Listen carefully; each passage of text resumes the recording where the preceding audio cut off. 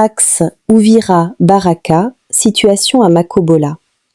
Sur l'axe Uvira-Baraka, dans la province du Sud Kivu, est de la République démocratique du Congo, des événements récents ont été signalés autour de la localité de Makobola. Selon des informations locales, un groupe de combattants liés au mouvement M23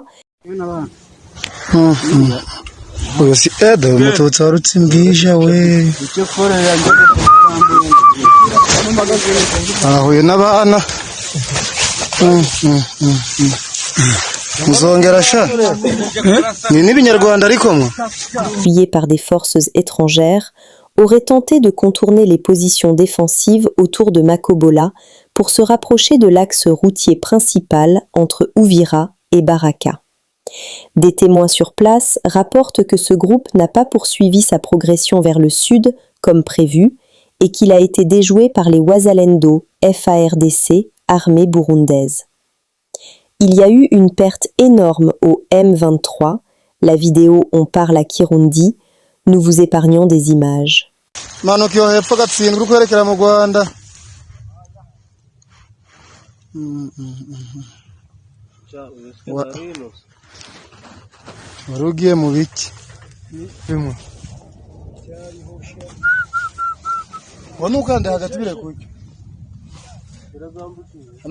Urgent.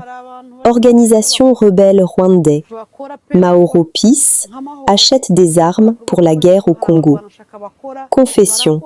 Maoro Peace Association, MPA, une organisation pro-rwandaise basée aux États-Unis, achète des armes, des munitions, des tenues militaires et de la nourriture pour Twirwaneho, un groupe armé illégal, selon les déclarations d'un de ses membres basé au Rwanda. Note, après ceci, certains Congolais.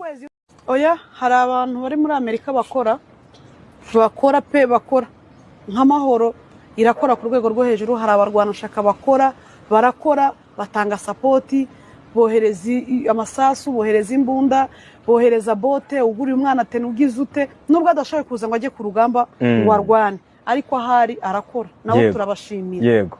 Ubwo n'abantu bajyaga bibaza ngo se ngo biriya bintu twirwanaho babikura he, naho ngaho nyine muri bene wabo. Yego, baradufasha pe, barafasha. Abantu aba diaspora bari hanze barakora sabe buri kwezi udatanze amafaranga ahubwo barakugenderera iwawe. Barakora amahoro, abarwanashaka barakora cyane. Barakora uguri. Masisi, un nouveau gisement d'or a été découvert à Ruzirantaka, dans le territoire de Masisi, groupement Mupfuni Shanga, en chefferie de Baoundé, selon des sources locales concordantes. Située à plus de 80 km de la ville de Goma, cette mine aurait été identifiée depuis la deuxième quinzaine du mois de décembre 2025. Selon ces sources, le site est actuellement exploité de manière illicite par des collaborateurs et des proches de l'AFC M23, avec l'appui de son allié, le Rwanda. Pendant ce temps, au sud Kivu, dans le territoire de Kabaré, groupement de Lugendo sur la colline de Lujo au bord du lac Kivu, à la limite entre la RDC et le Rwanda, un nouveau carré minier est en cours d'exploitation. Plusieurs jeunes y cherchent depuis bientôt 2 mois des minerais. Un dossier à suivre. FARDC UPDF en Ituri, les deux armées décident de renforcer leur stratégie opérationnelle et communicationnelle. C'est à l'issue d'une réunion évaluative de ces opérations conjointes tenue à Mahagi le 7 janvier 2026.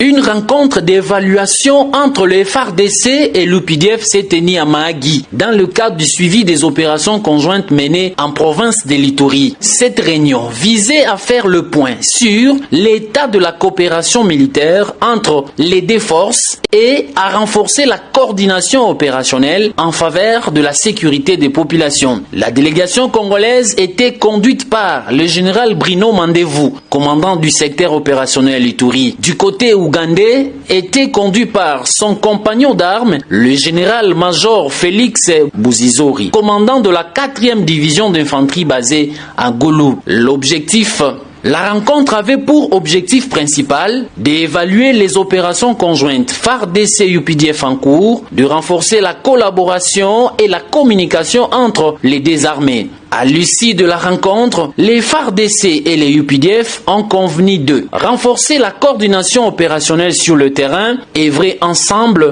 pour la sécurité et le bien-être des populations civiles de l'Ituri. Rappelons que cette collaboration militaire s'inscrit dans le cadre des accords bilatéraux conclus entre le chef d'État, son Excellence Félix Antoine Tshisekedi Tshilombo pour la République démocratique du Congo et son Excellence Yoweri Kaguta Museveni pour la République de l'Ouganda.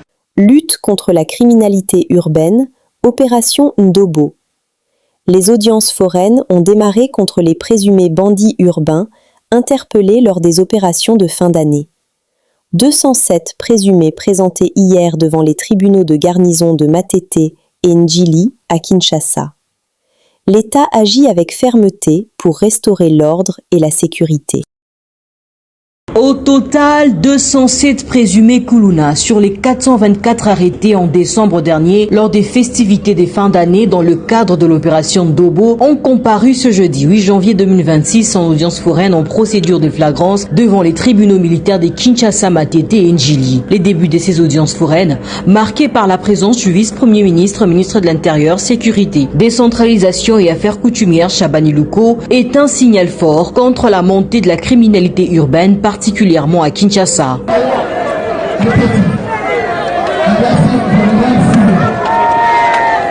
Pour ce premier jour des procès consacrés à l'instruction, 175 prévenus ont été face à leur juge naturel au tribunal militaire de Kinshasa Matete et 32 autres, dont un policier et un militaire, ont comparu quant à eux au tribunal militaire de Kinshasa Njili dans le district de la Tchangu avec leurs pièces à conviction, dont des machettes et pelles. Ces présumés bandits, reprochés de terrorisme, association des malfaiteurs, extorsion et vol à main armée, étaient également face à leurs plaignants.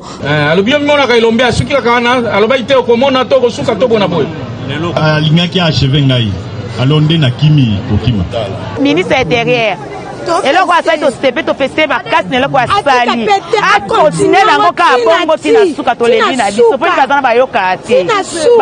Cette démarche, initiée par le gouvernement congolais, constitue une approche pédagogique et dissuasive pour lutter contre le banditisme urbain. Un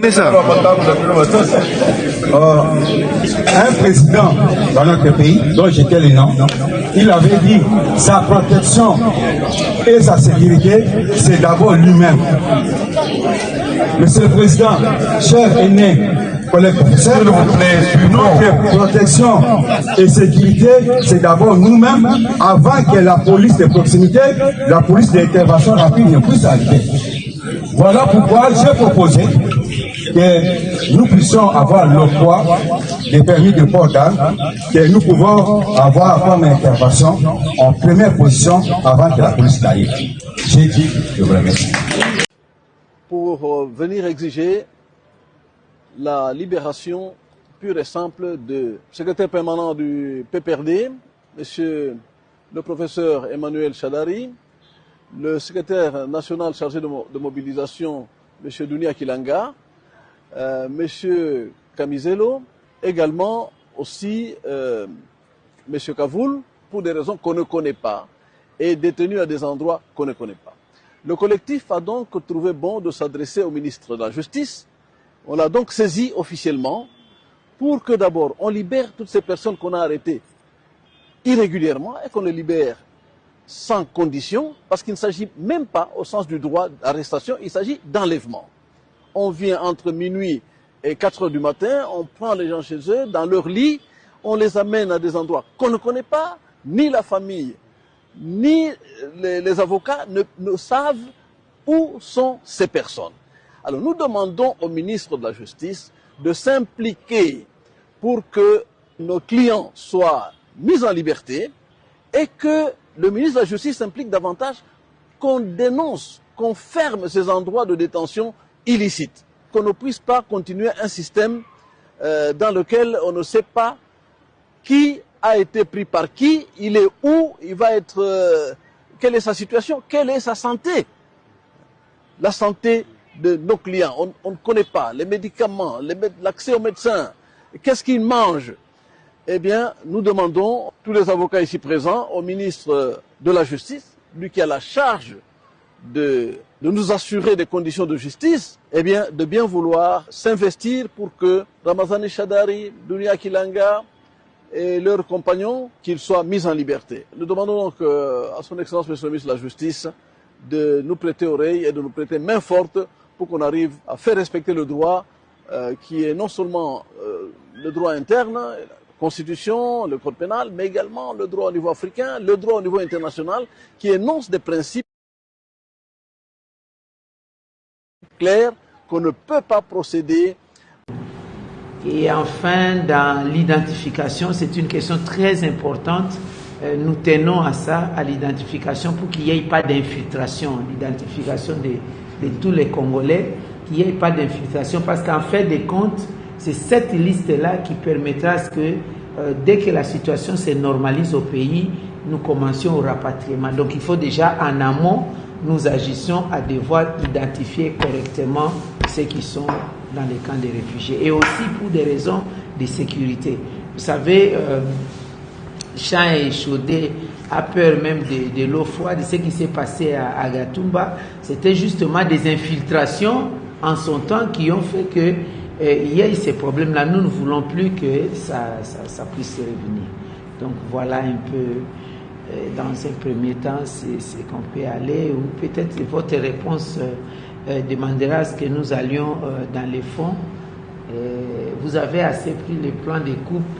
Si, Nous sommes arrivés à la fin de cette édition. Merci à vous de nous avoir suivis jusqu'ici.